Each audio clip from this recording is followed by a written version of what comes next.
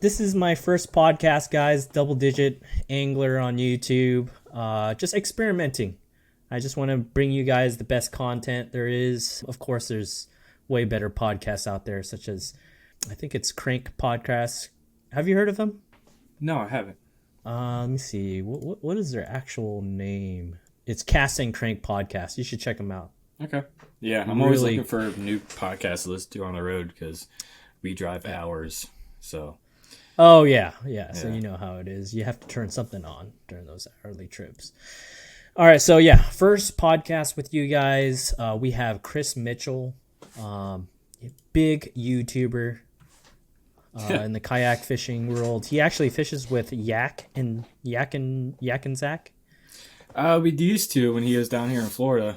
He used to fish the KF, which is no longer around anymore. It's Kayak Anglers of Florida, until he moved to California, and then he messed up. Yeah, well, it looks like he's doing pretty good over there. He's actually moving. I don't know if he told his audience, but he is moving to South Carolina. Oh wow, it's all over the place. Yeah, he is all over the place. I think his wife is getting stationed there. So I do have a few questions for you, Chris. Let's just spill all the beans. How long have you kayak fished? Let's start with that. I've been kayak fishing for about 4 to 5 years, somewhere in there. Yeah, and I had a boat at first. I had a Gambler Intimidator with a 200 Johnson on the back, and I just bought a kayak because I wanted to try it out. And then I started going into the kayaking more and more, and then I started thinking, I'm having too many problems with the boat. I'm spending too much money in the boat. So I'm catching the same amount of fish or even more out of the kayak. So I ended up just selling the boat and just been in the kayak ever since. And I haven't really looked back. I mean, a couple times I'm like seeing these boats fly by me. I'm like, I kind of miss that. But I also just love just relaxing in the kayak and not have to worry about gas or anything going wrong, really. So, it's been about 4 to 5 years. 4 or 5 years in the kayak? Yep.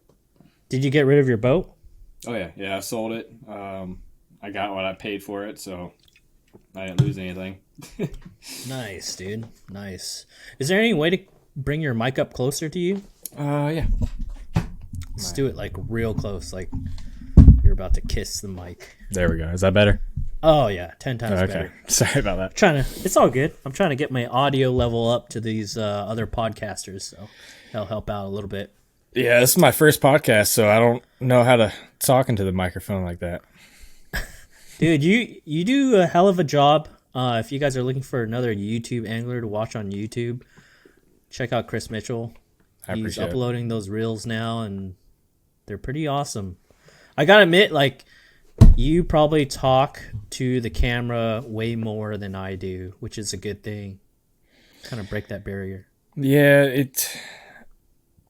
I talk to myself a lot, so it's pretty easy just talking. But there's also times where I'm just like quiet the whole time trying to figure out the fish, and then I got to remind myself, talk to the camera and say like what is going on, and not just be quiet the whole time. But yeah, I mean, talking to yourself is a good way to talk to the camera, I guess. To figure out those fish. Yeah. Right? Yep. We're always trying to make the best decisions on the water, and I think we fight our mind a lot on the water, and we talk to ourselves a lot on the water. We do. I mean, we look like a bunch of crazy people out there just talking to ourselves, but it helps us, so who cares? Yeah, it really does. I mean, this kayak tournaments, it's all about the decisions on the water. So you've been doing about 4 or 5 years. Another question that I had was, how'd you get started on YouTube? Did you get started on the Gambler? No, I had a bass tracker before that, and I started on that. And And you started YouTube on yeah, the bass tracker? Yeah, on the tracker. That's been about 7 years, something like that. Mm-hmm. And basically, I started it.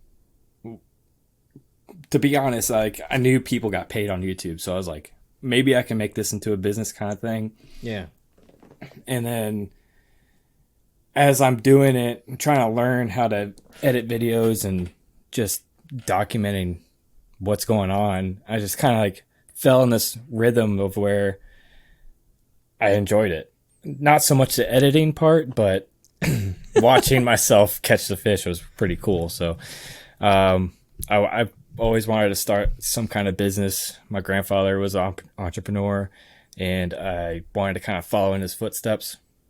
Mm-hmm. So I wanted to like go that way with YouTube and just like making a name for myself, I guess. What did your grandpa do?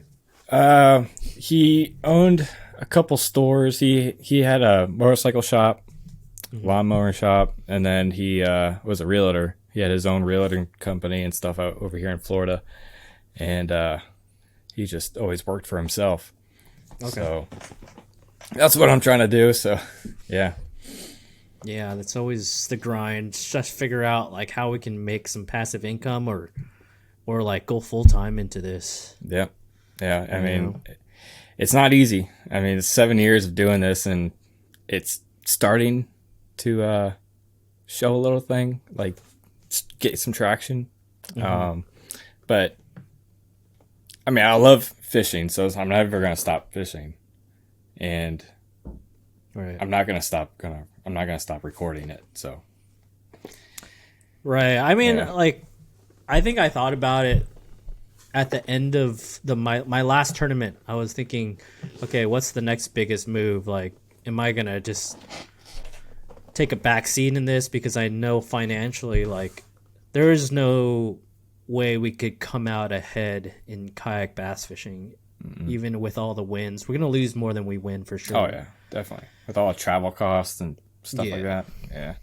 I mean, you're gonna have to have a bunch of different avenues of generating revenue. Like, you have to branch out to all these different things, and YouTube can be one of them. Brand deals, stuff like that. And YouTube actually plays a big part of that too, because even though we're not like huge creators making all this kind of money and stuff like that, brands are still noticing us. They're still noticing us and giving us opportunities to create something good. So, I mean, YouTube plays a big part in our kayak fishing stuff. I feel like the brands that are recognizing us are the ones that are going to be benefiting more in the future. Oh yeah, definitely. Because we're not only attracting a general audience, we're attracting like the right audience, I believe. Mm-hmm. Like someone that's going to sit down, watch 10 minutes of your video. That's like, I don't know, 20 minutes long. We'll be lucky if we can get like a 50% watch through rate or something, right? Yeah. But we're getting those people that watch 50% of our video, which is pretty huge. And we're getting those passionate anglers, the right people to watch our videos. Not some schmo like that's into, I don't know, car racing or, outfits or fashion or anything like that. Yeah. We're getting like a bass fisherman that wants to get into kayak fishing, that wants to spend lots of money on the lures, on 6-inch lures or Lucky Crafts or Mega Bass lures. We're getting the right stuff, the right anglers.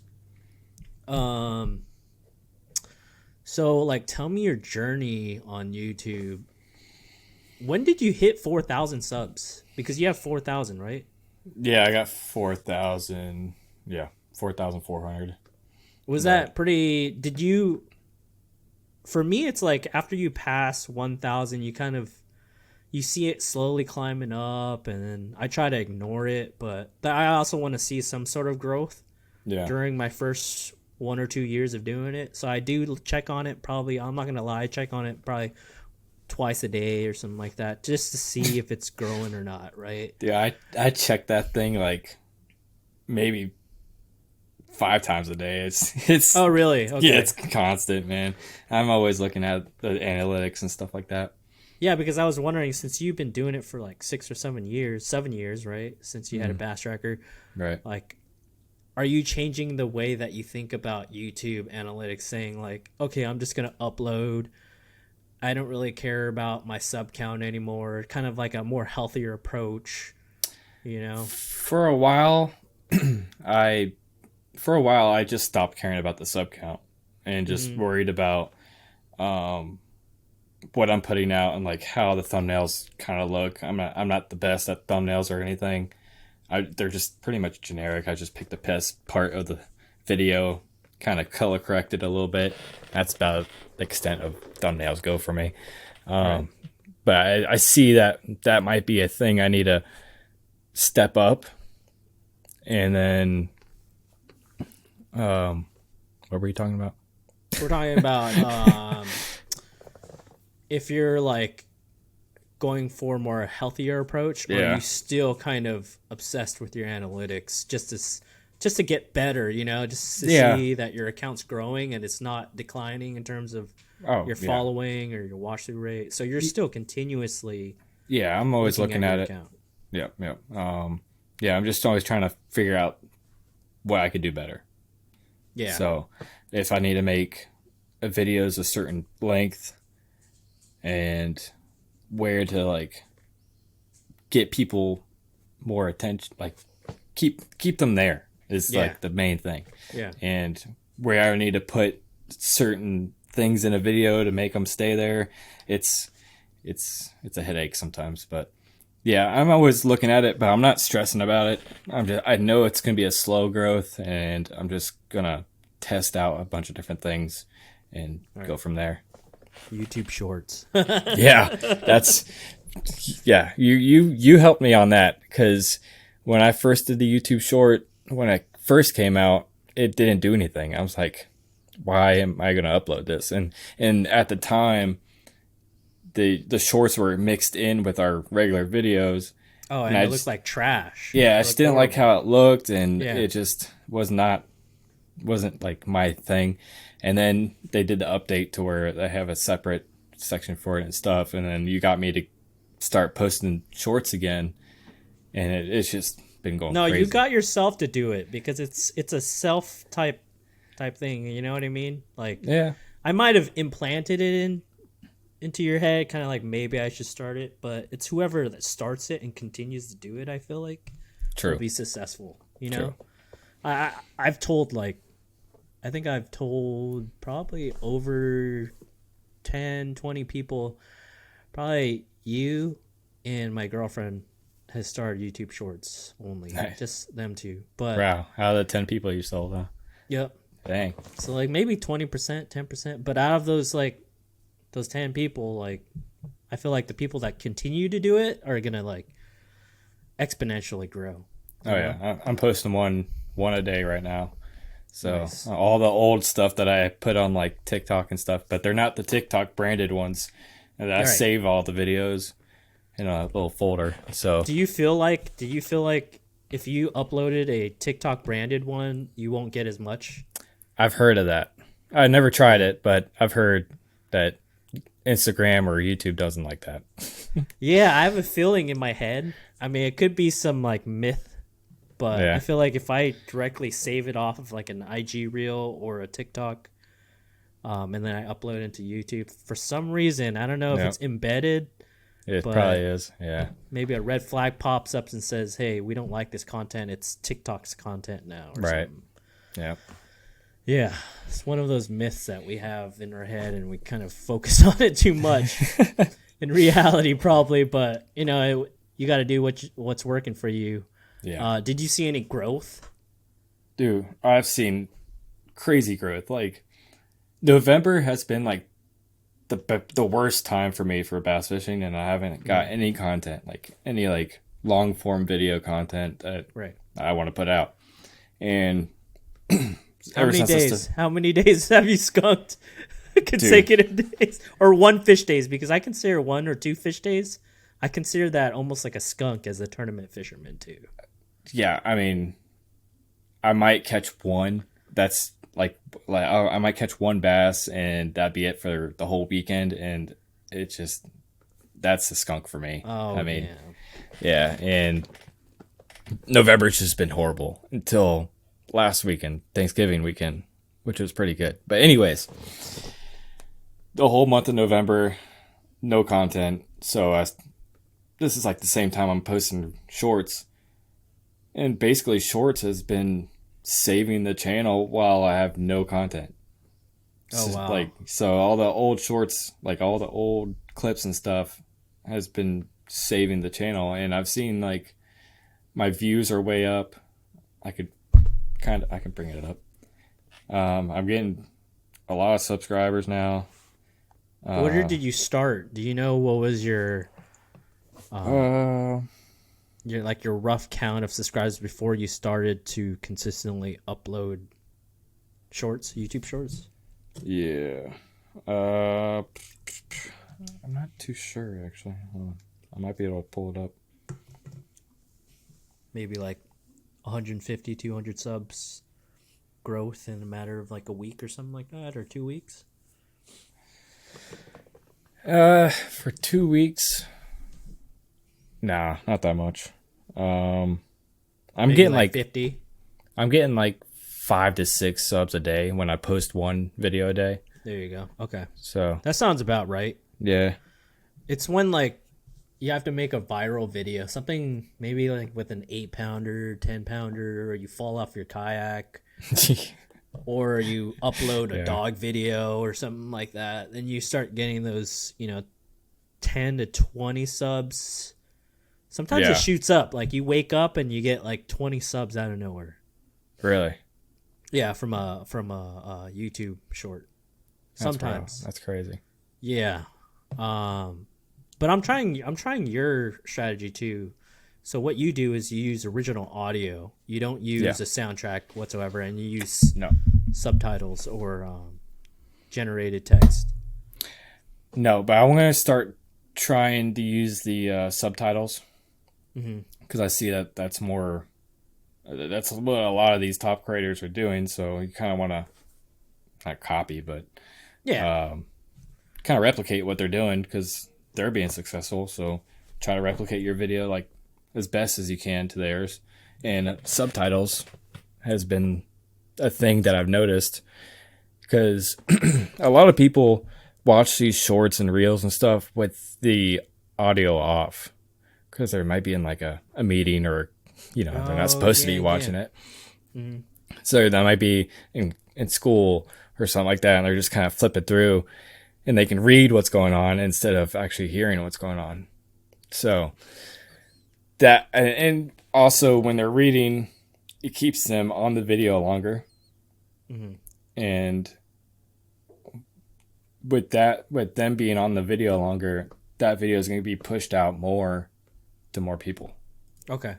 Because it's getting a longer view duration. Right.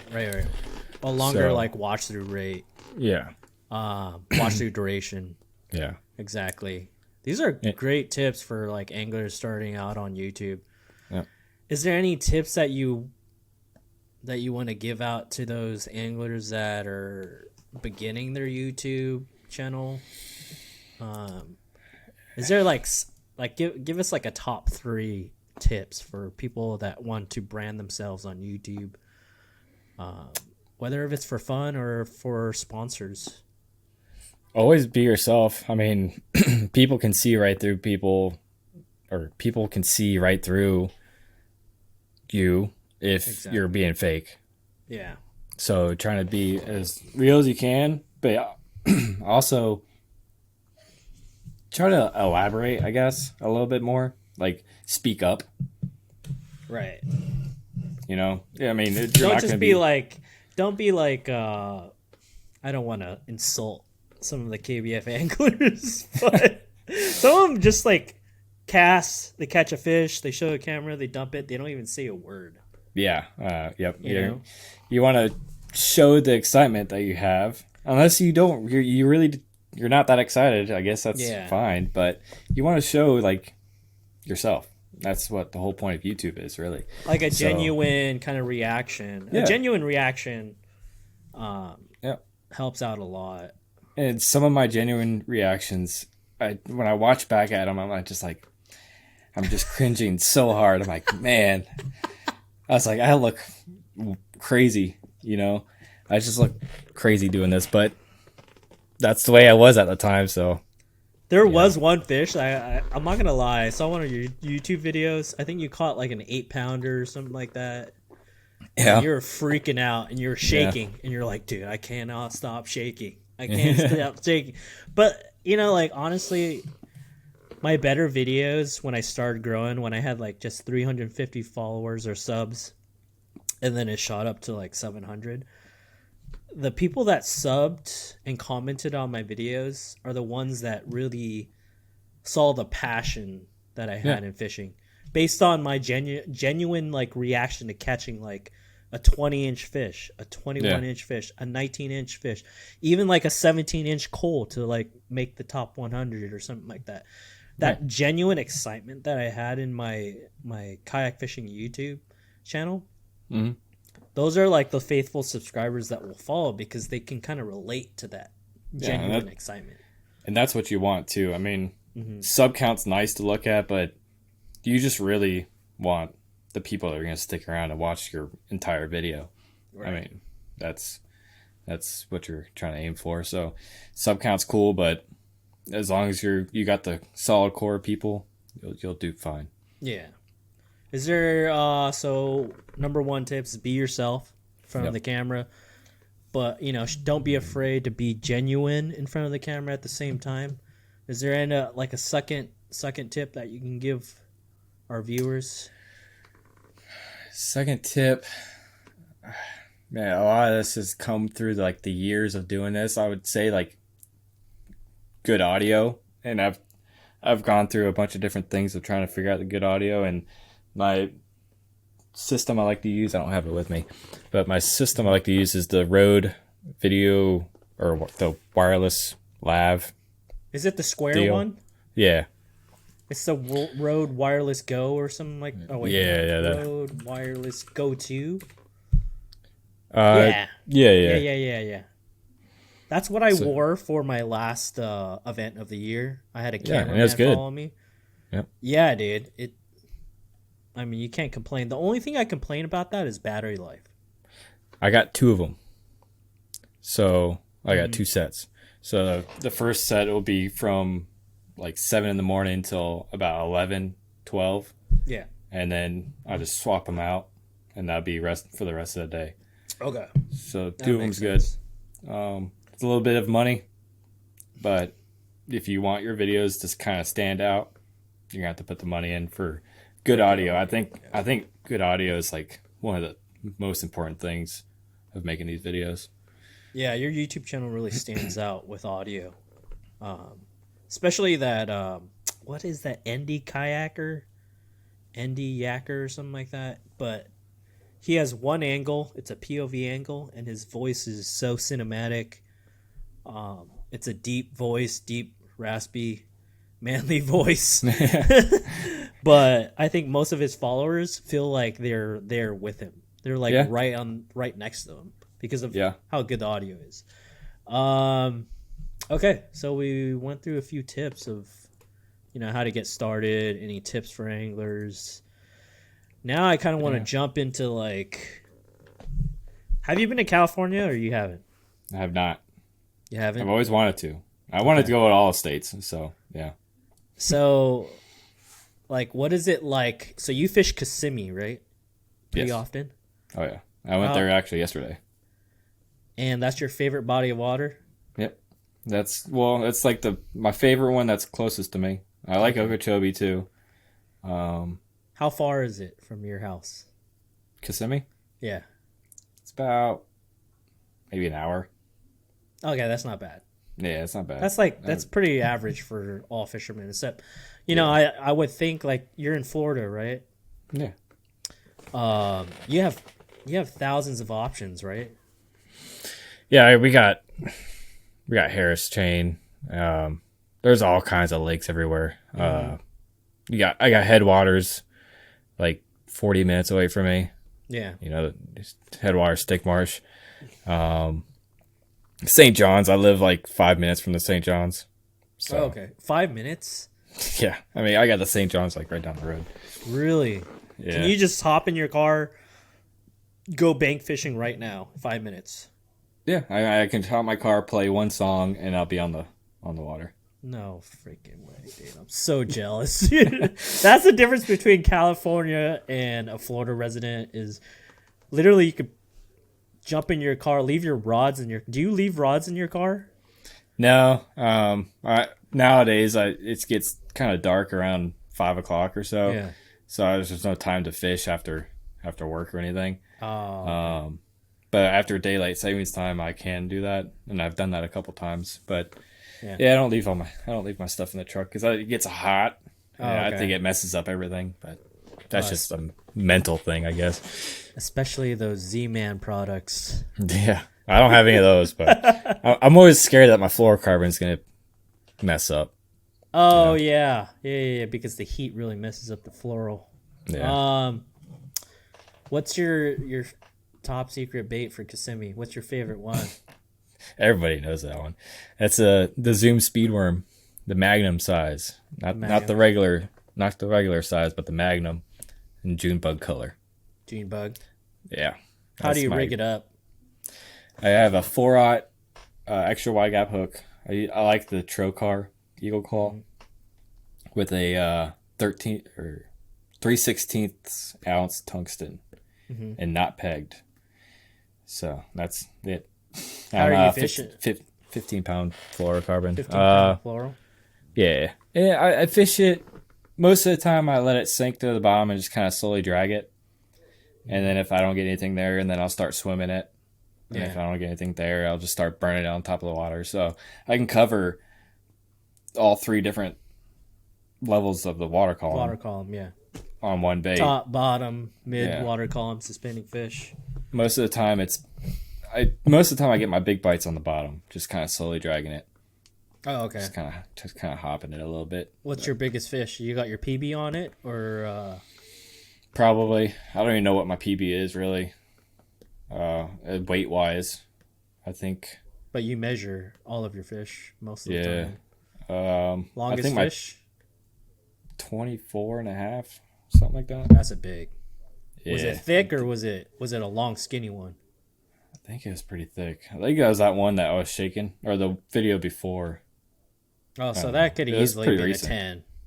Oh, probably. I didn't have a scale on me. Yeah. But that was punching though. That was punching with my second favorite thing is punching the 6 cents prawn in the black and blue glitter with a 1.5 ounce tungsten. What does that look like? I love flipping that thing. That thing goes through the mats. Prawn. Yeah. Oh, okay. It's kind of like a sweet beaver. It's a beaver style bait. Okay. Mm-hmm. Right on.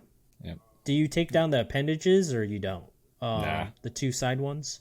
No, I just leave everything the way it is. And then if you're at Kissimmee, what ounce are you throwing, like tungsten wise?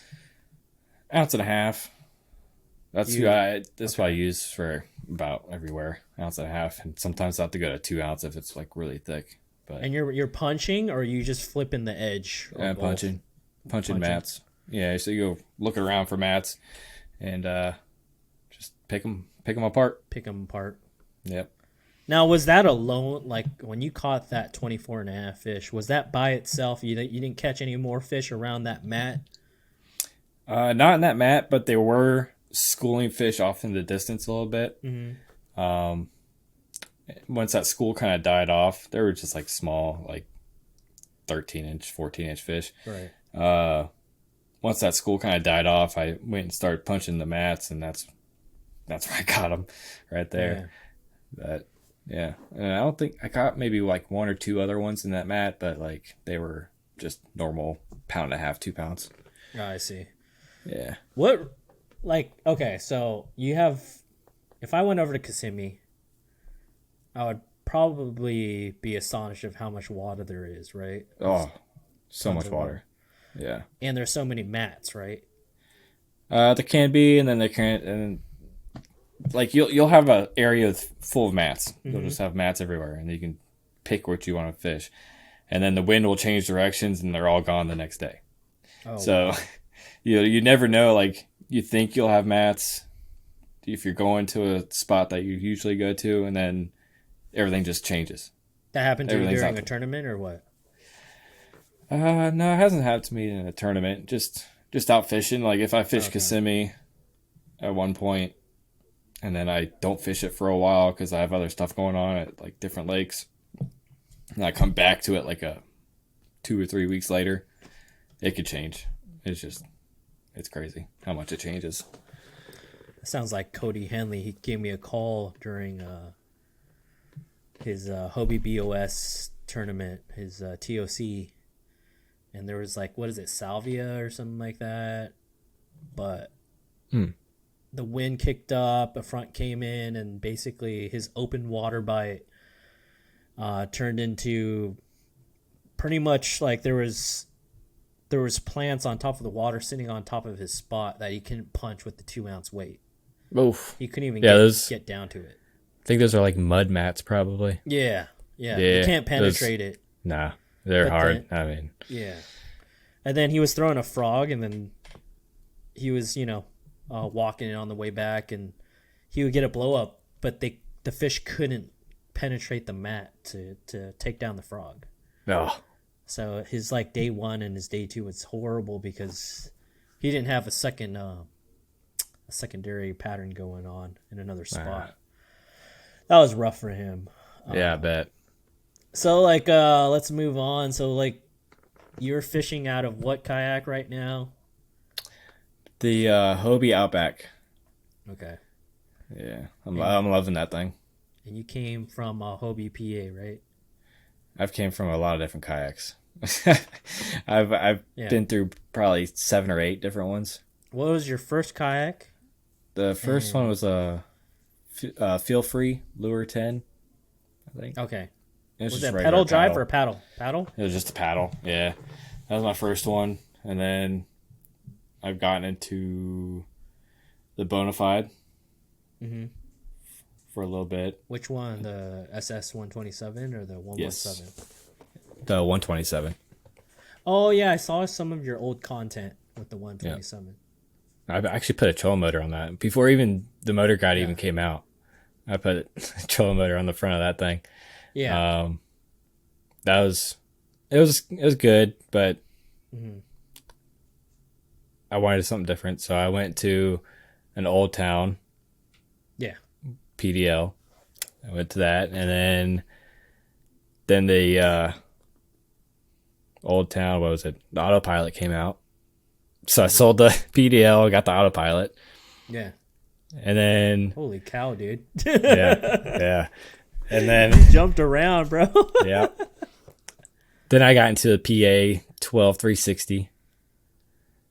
And The 360? Yeah. That was good. Okay. And then got the PA 14. 180? Yep. Yeah, just the one. Yeah, it was a PA 14. It was just a used one that had like the older drive. But I put a motor on that. The motor got XI3. Mm-hmm. I put a motor on that, and then went back to the PA 12360. You literally bought a new one? Or you bought a used one? Yeah, I buy and sell. Yeah, the only used one I got was that PA 14. Oh, okay. And then I got another new PA 12360. Put a motor on that. And then I got the Lynx. And Dude, that's sick. How did you like that one? Dude, I love that Lynx. I wish I would never sold it, but I needed to. Oh. But once I have the money to get another Lynx, that's going to be my like secondary, just fun fishing kayak. Would you ever use it for a tournament? I have done it before. It's a challenge, but in these lakes that have like topped out hydrilla everywhere, it's so easy. Just pull the drive and just push across with your paddle. Yeah. You just glide right over that that hydrilla with no problem at all. Did you lose any fish? No. Submitting fish or anything? Nope. No. Yeah, I always thought like if I would if I would bring that a lynx, maybe car top the lynx and then trailer my other kayak with the XI3, just to have an option. Yeah, a lot of people have done that too for these trails. I've seen it. You see anybody win off of the lynx yet or no? I haven't seen anybody win. No. Well, I think maybe place top 3. Yeah, probably placed or something like that. But yeah, after that Lynx, I got the Outback. So yeah, why'd you switch from a Hobie PA to an Outback? Like, because I want to do the BOS, the Hobie BOS series stuff, and you're not allowed to have a motor in that unless, like, you're allowed to have a motor in practice, but during the tournament, you're not. What about the, what do you call that power pool, the micro pool? Are you allowed to have that during tournament? Oh yeah. Oh, okay. Yeah, That's cool. You're just not allowed to have a motor. So yeah, I wanted something easy to pedal, and the PA was okay to pedal, but I felt like I wasn't going anywhere. It felt kind of heavy, and I wanted something that's between the PA and the Lynx, something easy to pedal, you know. And then that's where the Outback came, because it's easy to pedal, its fishability is good. I mean, that's your number one recommendation. Yeah, for if you're looking to get a kayak without a motor. Right. Yeah. What is your top speed on that? Just casually going, I'm getting like 3 mile an hour. Oh, okay. Very casual, 3. Yeah, 3. And then if I'm pushing it, I can get 4 pushing it. You can get 4 like continuous for like 15-20 minutes. No, I'm out of shape for that. Oh, really? Maybe like a 3.5 easily for 15-30 minutes. Okay. Yeah. Did you fish Cattle Lake National Championship? No. What are some of the? Did you fish Hobie BOS this year? I have not, and I want to do it in 23. Okay. Are they stopping in Kissimmee or no? I think their first one is on Harris. Oh, dude. So that's right down the block, like an hour away. Yeah. Dude, I'll be rooting for you for that one. What do you think? Is it February or March? I'm not sure. I got it on my phone. I think it's March. But they also have one in Seminole. Yeah, at the end of the year. So they're basically coming to Florida twice. Oh, that's awesome. That works out for you. Did they stop by Florida last year twice for you or no? I don't think so. No, just one time probably. Yeah. Okay. Yeah, Harris Chain, February. All right. They're going to Caddo in March though. Dude, I love that lake. Yeah. You haven't been there or you've been there? No, you haven't been there? I haven't been there, but I've seen a lot of videos.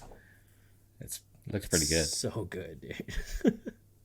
I mean, like, the TOC championship, it took like 100 inches per day, right, to win it? Over 100.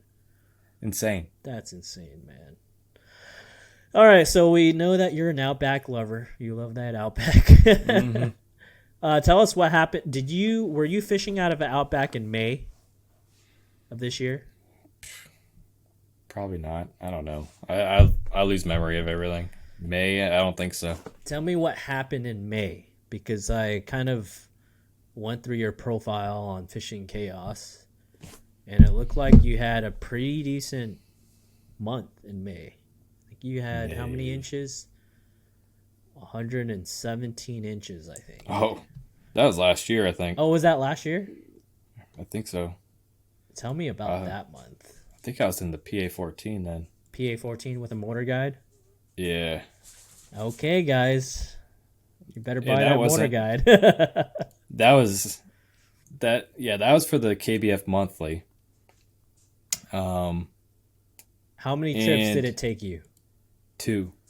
2 trips for 117 inches. Yep. I Did had you? 115 Yeah. on one day, and I called on the second day. Did you end up winning it? Oh yeah, yeah, I won that man. one. Yeah, Dude. that was a fun time. That was just punching mats, and the only reason I fished that monthly is to qualify for the national championship that Yeah. I never went to. Oh, so you did that 2021? Yeah, and Okay. yeah. So I'm trying to pull up my thing, my What was your account. biggest that day? Hold on, let me see. I'm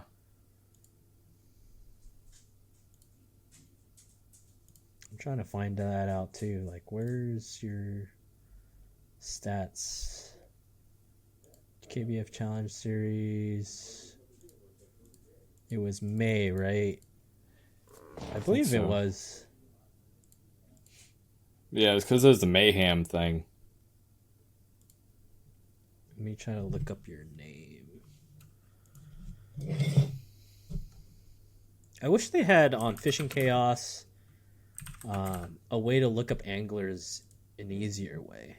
Yeah, this doesn't make any sense. Oh, wow. Okay, so you had 14 entries. Your biggest bass was a 24 and a half. And then let's see your smallest bass. I think your smallest bass was a 15, but that wasn't even included in your 5. No. You had a 24, a 24 and a half, a 23.25, a 23.75, and then a 21 and a half. That's incredible. And then so you caught all over 20 inches on day 1 for the challenge series. Yep. 115 inches. Yep. And then what did you have to cull to get 117? What did you end up culling? I have no idea. Like a 19.75, huh? Yeah, something like that. That was, I think I caught, I don't know, a lot more 20s on the second day. Oh, Yeah, I think that okay. 24, I don't know. I can't remember. I got a video of it though. Yeah. That 24 and a half was skinny as hell. You got robbed. Yeah. Yeah. Super skinny. Just skinny. But, the thing is, they were all under one mat. That's crazy. Just one mat. And you just go up and down that mat and just pluck them out. How big was the mat? 800 square feet? 1,000 square feet? It was actually like a line. It wasn't like a round or anything. Yeah, so it was like a line of a mat. So it was probably about 40 yards. Oh, that's a pretty good mat that you can cycle. Yeah. Yeah, I mean, you just go up and down it.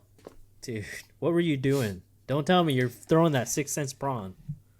No, the prawn wasn't around then. At least I don't think. I didn't know about it at the time. I was using the Gambler BB Cricket. Gambler BB Cricket. Yep. Punching. How many ounces? 1.5 ounces? Yeah. Gambler. And I like a 3/0 flipping hook. Oh, a straight shank? Mm-hmm. Man. Yep. So this bait, this cricket you're talking about. Yeah, I might have one. It's so different, like, compared to your beaver bait. Oh, yeah. What tells you, like, all right, let's throw this cricket bait versus throwing the prawn bait? What tells you in your head, like, I need to throw this prawn bait versus this beaver bait? What? How do you know? How do you figure that out? If you're not getting bit on one thing, try something else. Yeah. That's basically it. I mean, Do you think if you tried a sweet beaver bait, do you think you would get the same amount of bites or the same quality fish? I don't know. I don't really think it matters that much. Yeah. Because when you're punching, they're just seeing something in their face and they're going to bite it. I mean, Okay. I think the BB cricket is just easier for them to get in their mouths with such a fast reaction time Right. than a bigger bait. Right. But sometimes when you do punch in there, they're not where you punched at all. So when you're sitting there like yo-yoing it up and down, the bigger bait creates more motion in the water underneath that mat, so they can find it a lot easier. Right. So you gotta kind of gauge on like where they're set up in the mat, where like if they're right on the edge of the mat, and you're constantly catching them on the outside of the mats and the wind's blowing into it, then a BB cricket usually does a trick like bam, bam, bam, and you just like plucking the edge of the mat. But if it's like a super calm day, they're not wanting to do anything. They're just like deep up into the mat. Yeah. You know, just trying to stay out of the sun and stuff like that in the shade. That bigger one, punch down in there, kind of move it up and down slowly. They can find it a lot easier. I think anyways, that's just my opinion. Okay. I think I have a BB cricket.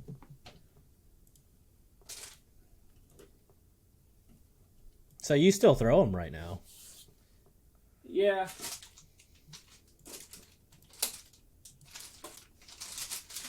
Are you throwing a 65-pound braid or 80-pound braid? I'm throwing a 65. 65. Yeah. Okay.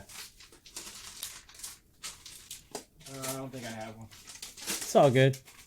I think. Let me see if I could share it. Let me see. Share.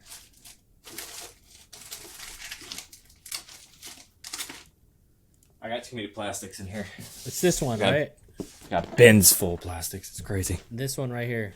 Yep, that's it. Which color are you throwing black and blue all the time? Oh yeah, that's the color to use. So you're throwing this one. Yep. Shadow blue. I mean, any dark color I think works. Yeah, know, so June June bug bug. or Yeah. dark blue. My go-to is pretty much black and blue too. Unless Yeah. we're fishing like ultra clear water, then I'm more of a sprayed grass guy or green pumpkin. Yep.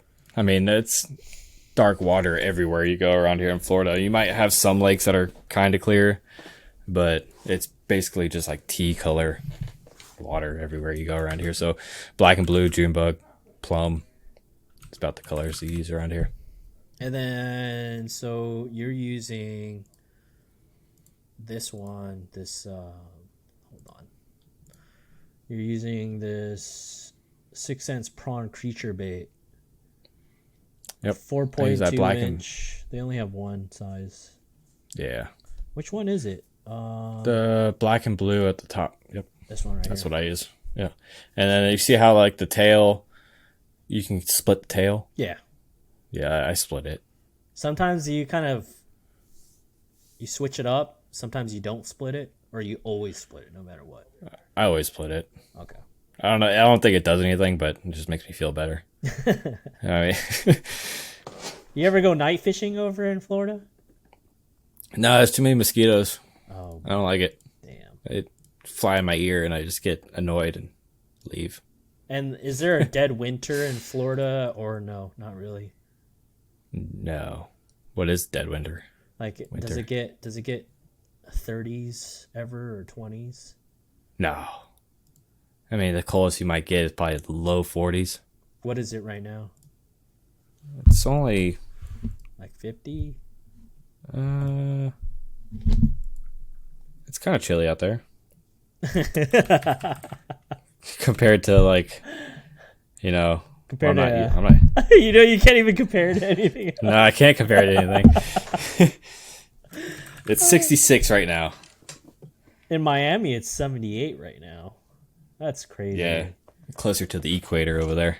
And you're getting a front coming in Wednesday through Friday, but you're not in Miami. What city are you in? Cocoa.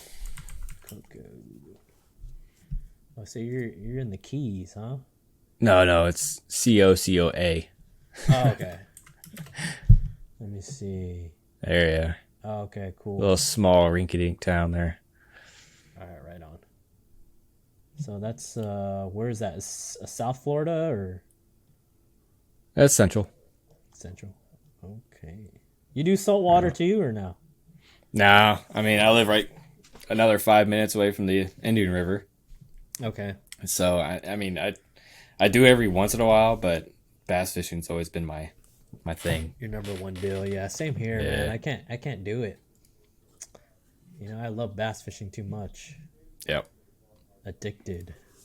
And then you gotta wash off all your gear and stuff when you're saltwater fishing. It's just too much work. Yeah, and then you have to go through like you got to actually use a reel service. You got to submit all your reels to some guy to replace all the bearings and oil and everything. Yeah. I'm just like, no, it doesn't sound like my deal. Yeah, if my reel ever goes with the bearings and stuff, I just buy a new one. Yeah, No, I don't do anything. exactly. I don't do no maintenance. Exactly. All right, so you had that 117 inch. It's almost like a 2 days, right? Consecutive days. You got 117 inches. Did you break 100 again the second day? I don't know. I don't think so. No. No, I don't think so. I think the second day, I caught some big ones, but it wasn't nearly as productive as the first day. And can people watch this go down happen? Is it the videos on your Yeah. YouTube channel? Yeah, it's on my channel. Okay. I'm not sure what it's called. Let me see. Like I said, like I forget everything. So That's why you have a YouTube channel. yeah, exactly. The Hunt for Bigs. That's what it was. The Hunt for Bigs. Yeah. How did that? Or The Hunt for Bigs Part 1. KBF Yeah. May State Challenge. That's it right there. yeah. Like I think I got Yeah, so if you guys have time, go check this out. Part 1, and then there's a part 2. There's a part 2, but then you have one that's 115 inches of bass in 1 day. Yeah. Oh, part 2 at the end. Okay. Cool. Yeah. Yeah. Maybe I did catch all the good ones on the second day. See, I forget everything. I don't know. I have to watch it again. Is it?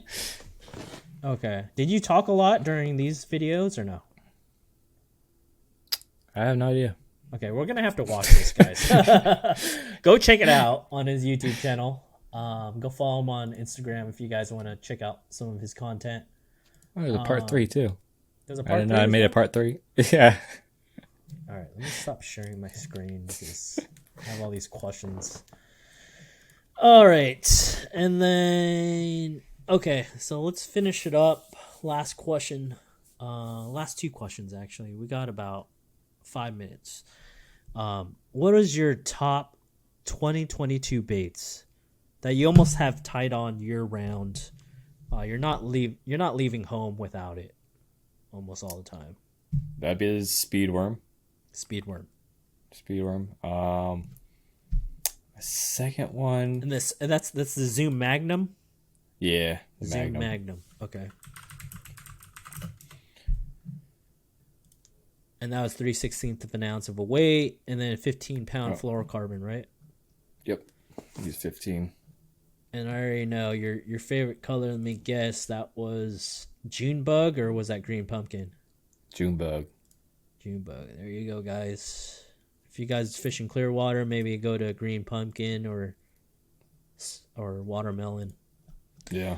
So that's your number one bait of 2022, pretty much. All right. Yep. I need to turn off the shared screen again. All right, man. Tell me your craziest story of 2022. Did you fall out of a kayak yet? Not yet. Not What? Yeah. Man, I did that Not yet. quick, bro. Not yet. I've gotten close, but I haven't yet. You never turned on a spot lock at the wrong time or turned it on level 10, I have. like at an angle? Yeah, and like I said, I've gotten close, but I've always caught myself. I used to surf and skate for a long time, so I got kind of like that balance a little bit. But Oh, okay. yeah, Any adversity that you had to face, you overcame and you won a tournament, or something broke on you during a tournament that just wrecked everything your day? breaks on me during the tournament. That's a normal thing. Things breaking on me. Yeah. I guess like one of our tournaments for the kayak anglers of Florida, we had a tournament down at Lake Ida, which is in Miami, and it was a peacock clown knife fish tournament, and I've never caught a clown knife fish before. Have you ever seen those? No.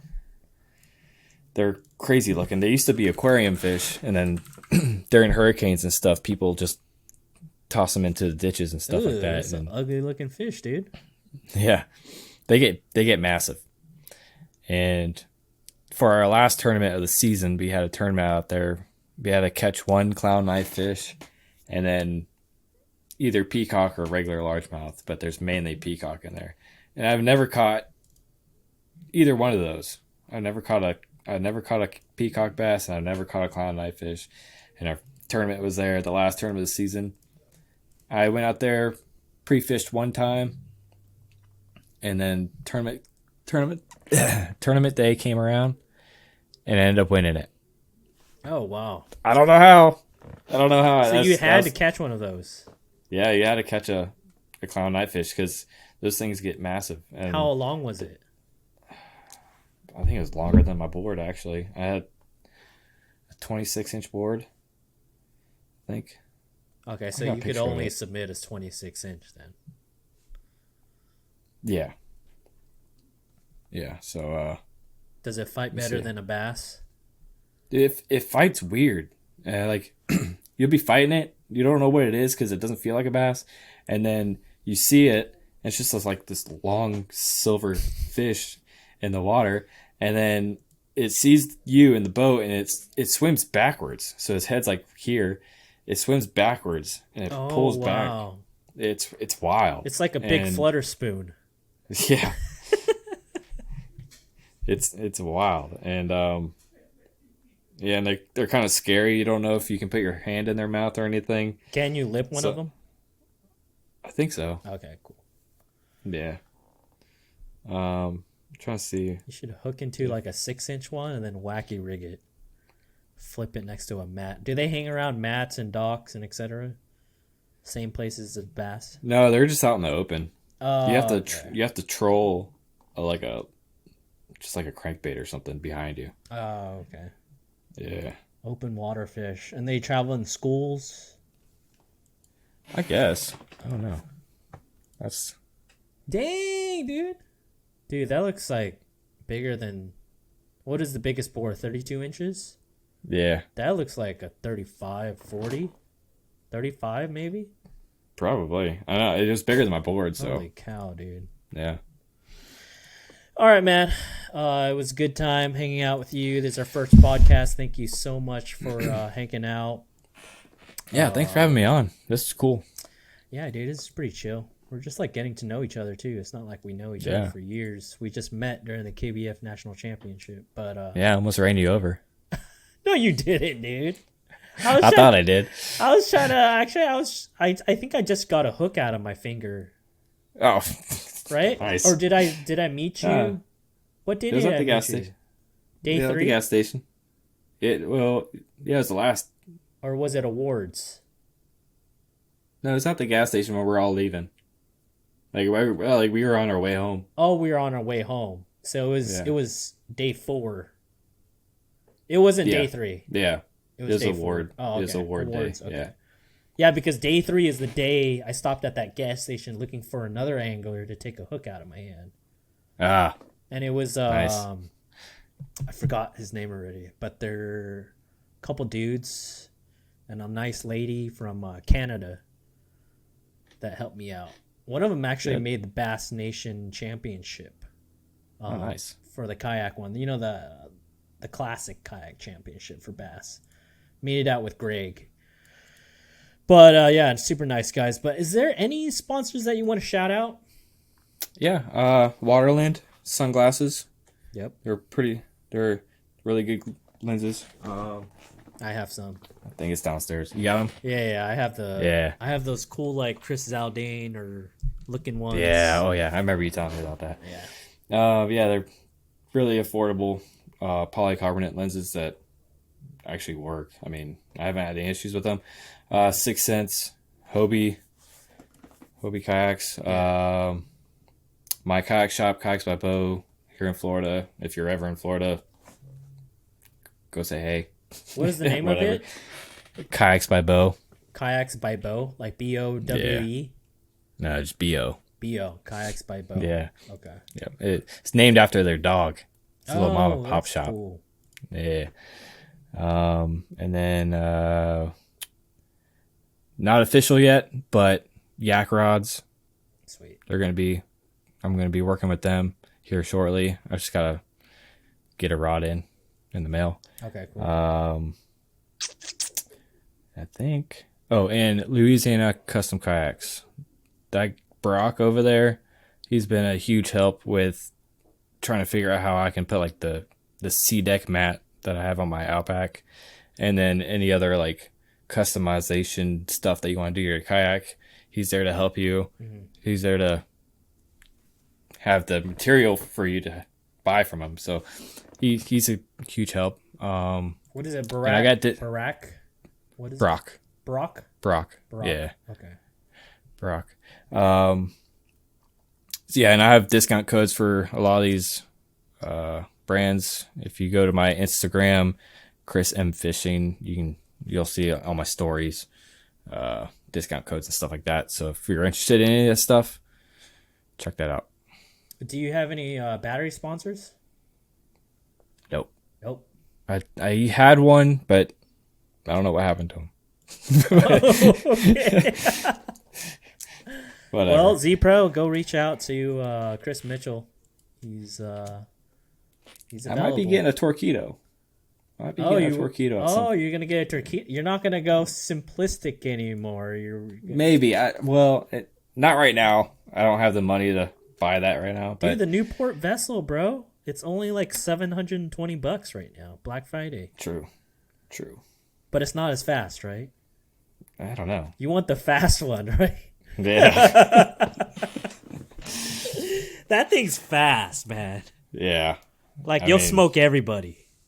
That's what I want. Especially if you have your pedals in too, and you pedal at the same time. I'm thinking like 7, bro. Yeah. I mean, you'll probably piss off some jet skiers, maybe. No. That's good. They deserve it. All right, man. Well, thanks for coming on my first podcast, man. It's my pleasure, and hopefully we could go fun fishing sometime. And if not, maybe we'll room together, maybe meet halfway if I ever get out of state again. It's gonna be a slow year for me next year, but I'm gonna try to at least go out of state one time. Maybe we can meet in Texas. That's like the halfway point. Yeah, between us. I'm down. Yeah, let's go to OH Ivy. I'm pretty sure everybody will love us from Texas, coming in to try to break our PBs with umbrella rigs and swim jigs and etc. Yeah. But yeah, don't be a stranger, man. Hit me up. Yeah, we'll see how this podcast thing goes, and then if it works out for me, maybe you're gonna start up a podcast too. All right, you're breaking up. All right, well, we're gonna stop this podcast. I'll talk to you later, man. Thanks for coming on. All right, cool. All right, brother. Late. Thanks for having me. No problem. See ya. Peace.